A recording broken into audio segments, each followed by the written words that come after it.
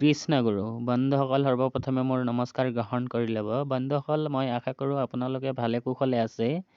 বন্ধুসকল আজি মই লৈ আহিছোঁ ভাৰতৰ টপ 10 জেনেৰেল নলেজৰ কিছুমান প্ৰশ্ন উত্তৰ। বন্ধুসকল বলক ভিডিঅ'টি আৰম্ভ কৰোঁ। বন্ধুসকল আজিৰ প্ৰশ্ন নং 1 হৈছে অসমৰ পৰা কোনে প্ৰথমে ভাৰতবৰ্ষৰ নিৰ্বাচনী আয়ুক্ত ৰূপে নিযুক্ত হৈছিল? বন্ধুসকল ইয়াৰ শুদ্ধ উত্তৰ হৈছে হৰিশংকৰ ব্ৰহ্ম নামৰ ব্যক্তিজনে। আজিৰ প্ৰশ্ন নং 2 হৈছে কিমান চনত গোপীনাথ বৰদলৈ ভাৰত ৰত্ন বঁটাৰে সন্মানিত কৰা হৈছিল? ইয়াৰ শুদ্ধ উত্তৰ হৈছে বন্ধুসকল 1999 চনত। আজিৰ প্ৰশ্ন নং 3 হৈছে ফখৰুদ্দিন আলী আহমেদ ভাৰতবৰ্ষৰ কিমানতম ৰাষ্ট্ৰপতি আছিল? ইয়াৰ শুদ্ধ উত্তৰ হৈছে বন্ধুসকল 5ম। আজিৰ প্ৰশ্ন নং 4 হৈছে অৰ্জুন বঁটা লাভ কৰা প্ৰথম অসমীয়া কোন? ইয়াৰ শুদ্ধ উত্তৰ হৈছে বন্ধুসকল ভোগেশ্বৰ বৰুৱা।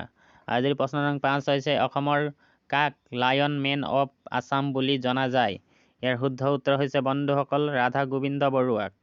আজিৰ প্ৰশ্ন নং 6 হৈছে সৈয়দ আব্দুল মালিকে 1972 চনত কোনখন উপন্যাসৰ বাবে সাহিত্য একাডেমী বঁটা লাভ কৰিছিল? ইয়াৰ শুদ্ধ উত্তৰ হৈছে বন্ধুসকল অঘৰী আত্মাৰ কাহিনী।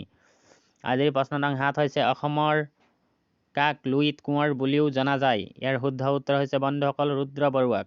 আজিৰ প্ৰশ্ন নং 8 হৈছে সৰ্বানন্দ সোণোৱাল বৰ্তমান অসমৰ কিমানতম মুখ্যমন্ত্ৰী? ইয়াৰ শুদ্ধ উত্তৰ হৈছে বন্ধুসকল 14তম মুখ্যমন্ত্ৰী। আজিৰ প্ৰশ্ন নং 9 হৈছে কিমান চনত আছাম এছ'চিয়েশ্যন গঠন হৈছিল?